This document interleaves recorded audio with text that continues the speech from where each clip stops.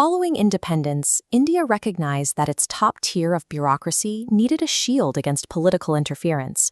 To provide it, the government established the Union Public Service Commission, the UPSC, and granted its exams strict constitutional protection.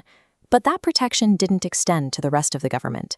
For the millions of subordinate roles, the clerks, data operators, and inspectors, the government created a separate body, the Staff Selection Commission, or SSC, and they chose to leave it without any constitutional armor. For the millions of rural Indians living in poverty, these Group B and C positions are more than a job. They are the only realistic path to social mobility. Families often invest their entire life savings just to give one child a chance to sit for these tests.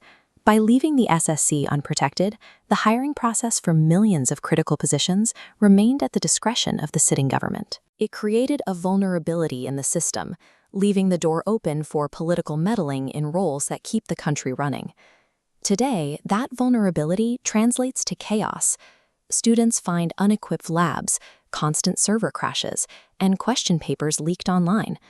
In the MP Patwari exam, an impossible anomaly occurred. 7 of the top 10 highest-scoring students nationwide all sat for their exam at the same NRI college, a facility linked to a prominent local politician.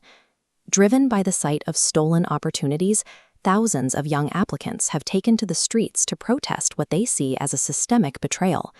Instead of investigating the centers, the government responded to these demands for fairness with physical force, using police to clear protesters from the streets. While officials point to these disasters as random technical failures, a pattern suggests something more systemic. To understand why these exams are failing, we have to look at the specific way the rules governing them were recently restructured. This restructuring involves 2 companies.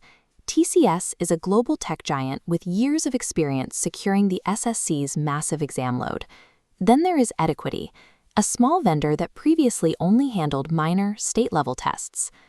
A recurring sequence has emerged across testing agencies whenever these 2 companies compete for a contract. The loop is consistent. The government issues a tender. Edequity applies but fails the technical requirements.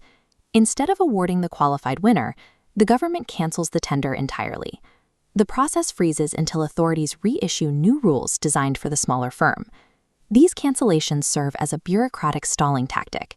They provide the mechanism to remove a qualified operator and replace them with an unqualified vendor. This wasn't just a general shift in policy. The new SSC tender documents show surgical alterations meant to favor Educatity while neutralizing TCS's advantages. Originally, SSC required an annual turnover of 100 crore.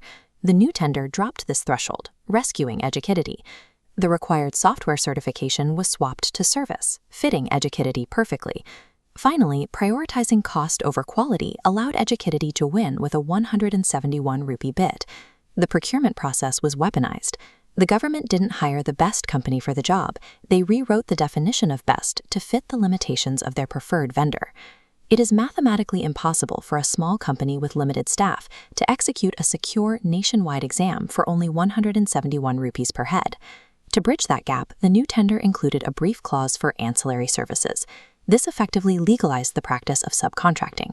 Educatity began outsourcing core exam execution to third-party companies. Just before major tests, these subcontractors used public Facebook groups to find and hire local invigilators. This loophole broke the chain of accountability. When core exam security is outsourced to the lowest bidders found on social media, the result is exactly what students saw on the ground: crashes, leaks, and total mismanagement. Between the COVID era and 2023, Edequity's annual revenue moved from roughly 7 crore rupees to over 130 crore.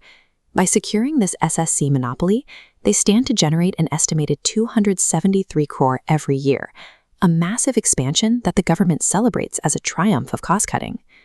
But while the government saved hundreds of crores by hiring a cheaper vendor, those savings were never passed down. Student application fees and the fees required to challenge errors in the exam remained exactly the same. The government engineered a profit-generating machine for a private vendor, while forcing the public to pay full price for a service that had been deliberately degraded. The true burden of the system falls on the poorest demographics.